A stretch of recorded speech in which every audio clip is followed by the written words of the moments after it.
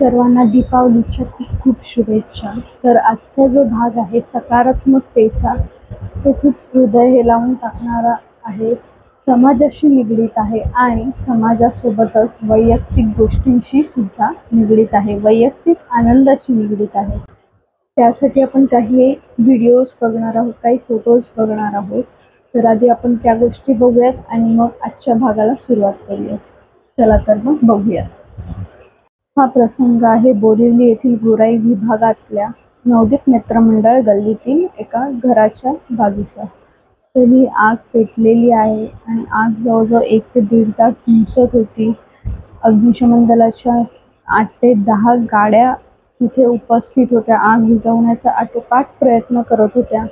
पहिले तर आम्हाला वाटलं की गॅस सिलेंडरच्या पाईपलाईनमुळे ती आग लागलेली आहे किंवा गॅस सिलेंडरच्या भडक्यामुळे आग लागलेली आहे, पण ते तसं नसून त्याचं एक महत्त्वाचं कारण हे होतं की दिवाळीचे फटाके। आपण फटाके फोडतोय, पण याचं आपण शाश्वती घेतो का की त्यामुळे आपल्या फटाक्यांमुळे कोणाला त्रास होईल। हा प्रसंग जो आहे दिवाळी पाडव्याच्या दिवशीचा आहे, जे आपण म्हणतो गुजराती समाजाचं नवीन वर्ष मानलं जातं। तर जे घर होतं त्याची आग लागली होती। त्या घरात एक वयस्कर आजी राहत होत्या आणि त्यांच्यासोबत एक कोणी पाहुणे आली होती, ती राहत होती, काही दिवसांसाठी आली होती ती। सो त्या आजींचा तर जीव वाचला, पण त्या स्त्रीला तिचा जीव गमवावा लागला। तर बरेच लोक तिथे जमले होते, काही नंतर पॉलिटिकल लीडर्स जे समाजाचे सेवक आहेत ते नंतर विचारपूस करण्यासाठी आले होते, चौकशी करत होते, ह्या सगळ्या गोष्टी झाल्या होत्या। पण जो पहिल्यापासून व्यक्ती होता तो हा पाय फुफाटा रुतल काटा दिसल वाट तुझी, हो झोपून आशा चालत धातू गाडून टाक भीती। मागू नको आधार शोध तुझं तू दाड बांधू नको तू साड कुणाला, तुझ्या हातीन थोड जरा लागू दे जोर तुझा दिसू दे रंग जगाला।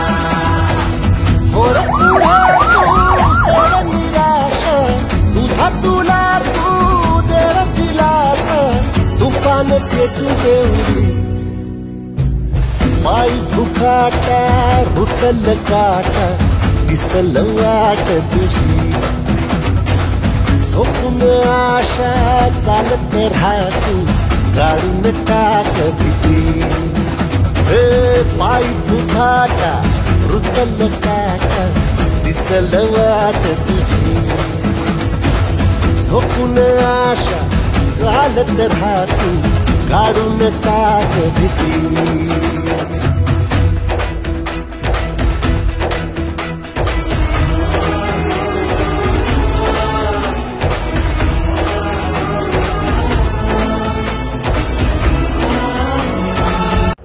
ॲम्ब्युलन्स आहे ती त्यांनी बोलावली, संस्थेची ॲम्ब्युलन्स बोलावली आणि जे जखमी होत्या ज्या महिला त्यांनी त्या हॉस्पिटलमध्ये तिथून घेऊन गेले।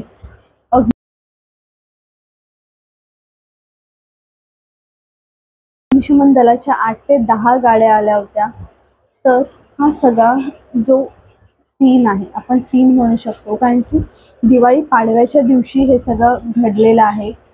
ते गुजरात्यांचं नवीन वर्ष असतं, जसं की मी तुम्हाला आधी सांगितलंय। सो त्याच दिवशी तिथे अशा सगळ्या गोष्टी घडल्यास अख्ख्या गोराईचं हृदय हेलावणारी गोष्ट होती आणि अशासारख्या अनेक घटना आपल्या भारतात घडतात, महाराष्ट्रात घडतात।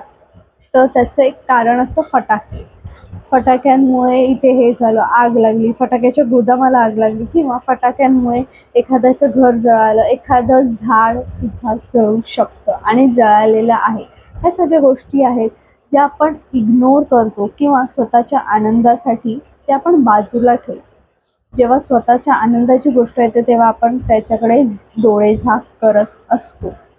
तर ठाण्यात सुद्धा एक घटना घडली होती, त्या न्यूजचं मी तुम्हाला इथे वरती फोटो दाखवते। तर ह्यासोबतच अशा अनेक घटना घडत असतात दिवाळी किंवा जेव्हा आपण फटाके वाजवतो तेव्हा। फटाके वाजवायला माझी ना नाही आहे, कधीच नाही। तुमचा आनंद आहे, तुम्ही एन्जॉय करू शकतात आणि तो तुमचा हक्क आहे। पण आपल्या आनंदामुळे कोणाला त्रास होत नाही आहे, कोणाचं नुकसान तर होत नाही आहे, ह्या गोष्टी तुम्ही नक्की लक्षात घ्या. आणि राहता राहिला प्रश्न, तुम्हाला फटाके उडवायचे नक्की उडवा. आपण एखादी ओपन ग्राउंड स्पेस जो असतो तिथे तुम्ही फटाके उडवू शकता, जसं की रॉकेट्स वगैरे ह्या गोष्टी आहेत. त्यामुळे कसं आहे, रॉकेट जळालं ते उडून कुठेही जाऊ शकतं, त्याची आपण हे घेऊ शकत नाही की अरे बाबा ते इथेच जाईल, एवढ्याच उंचीवर जाईल, अशा सगळ्या गोष्टी आहेत. तर मग ते टाळू शकतो कदाचित आपण, फटाके वाजवणं टाळू शकतो. त्याने पर्यावरणाचा सुद्धा ऱ्हास होतो, हे तुम्ही बघताय. आणि कसं आहे, जसं पर्यावरण आपण ट्रीट करतोय, जसं पर्यावरणाला आपण ट्रीट करतोय, तसंच पर्यावरण आपल्याला सुद्धा ट्रीट करेल. तसं आपण म्हणतो ना, जसं दिलं तसं मिळणार, जसं पेराल तसं उगवेल, तशाच सगळ्या गोष्टी आहेत. जसं की आपण म्हणतो की एखादं झाड लावल्याने चांगल्या गोष्टी घडतात, त्या निसर्गाचं रक्षण होण्यास मदत होते. पण ते झाड लावलंय, पण ते टिकवणंही खूप महत्त्वाचं आहे. जी आपल्याला निसर्गाने संपत्ती दिलेली आहे त्याचं सांभाळ करणं गरजेचं आहे. तर आजचा हा भाग असा होता की त्याचं सकारात्मकतेने तुम्ही या अर्थाने घेऊ शकता, हे मी डायरेक्टली सांगते. कारण की कसं आहे, काही गोष्टी ह्या डायरेक्टली बोललेल्याच समजतात. तर जसं की आपण ह्या सकारात्मकतेने गोष्टी घेऊ शकतो, जसं की दिवाळी हा सण दिव्यांचा आहे, रोषणाईचा आहे.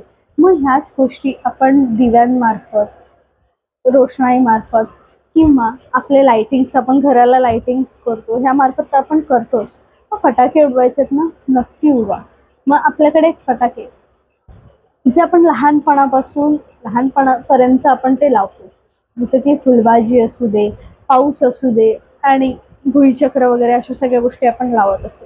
पण जसजसे आपण मोठे होतो तसतसे आपल्याला फटाके सुद्धा मोठे लागतात. पण ह्या मोठ्या फटाक्यांमुळे जी निसर्गाची किंवा माणसांची किंवा जी हानी होते, त्याचं आपण काय करणार? जेव्हा आपल्यावर येतं, एखादी गोष्ट आपल्यावर येते, आपल्या घरच्यांवर येते, तेव्हा आपण त्याचा प्रकर्षाने विचार करतो. जसं की जर तुमचा फटाके लावताना हात भाजला असेल किंवा तुम्हाला आपत्ती झालेली असेल, तर तुम्ही तो विचार करता की नाही बाबा, आता फटाके वाजवायचे नाहीत, त्रास होतो, फटाक्यांनी हे होतं ते होतं, मग आपण दुसऱ्यांना ज्ञान पाजतो. तर अशा सगळ्या गोष्टी आहेत जी आपल्यावर, आपण म्हणतो ना, स्वतः जेव्हा येतं तेव्हा माणसाला कळतं. तर तसंच गोष्टी आहेत. तर प्लीज माझी एक रिक्वेस्ट आहे की फटाके जे आहेत ते दुसऱ्यांना त्रास व्हावे म्हणून प्लीज लावू नका. आणि स्वतःची काळजी घ्याच फटाके लावताना, पण दुसऱ्यांचीही काळजी बघा. सो रॉकेट वगैरे ते टाळलेत तर खूप खूप आनंद होईल मला. तुम्हाला फटाके फोडायचे तर तुम्ही फटाके फोडू शकता, छोटे छोटे बॉम्ब येतात, त्याने एवढी हानी होत नाही, पण तुमचा आनंदही जपला जातो आणि ह्या सगळ्या गोष्टीही जपल्या जातात. अराउंड आपल्याकडे खूप सारे केसेस आहेत, ते मी इथे तुम्हाला मेन्शन केलेले आहेत. जसं की त्यात तुमचा डोळा जाऊ शकतो, तुम्हाला पार्शियली अपंगत्व येतं, तुम्हाला तुमचा जीव जातो, तुमचं घराचं नुकसान होतं, तुमचं प्रॉपर्टी डिस्पोज होते, अशा सगळ्या गोष्टी आहेत. तर तुम्ही प्लीज विचार करा, एकदा विचार करा. हा व्हिडिओ जो आहे तो शेवटपर्यंत बघण्यासाठी खूप खूप थँक्यू तुम्हाला. आणि आजचा व्हिडिओ हा सकारात्मकतेचा यासाठी मी घेतला, कारण की काही गोष्टी ज्या आहेत त्या आपल्या उत्सवाला, सणांना गालबोट लावणाऱ्या ठरतात, किंवा आपल्या नाही तर इतरांच्या सणाला गालबोट लावणाऱ्या ठरतात, आपल्याच सणातल्या इतर लोकांना. तर ह्या होऊ नयेत. सण उत्सव हे जे आहेत ते एकमेकांमध्ये आपुलकी वाढवण्याचं काम करतात. तर ते आपुलकीऐवजी जर दुःख पेरत असेल तर आपल्याला विचार करायला हवा, नाही का?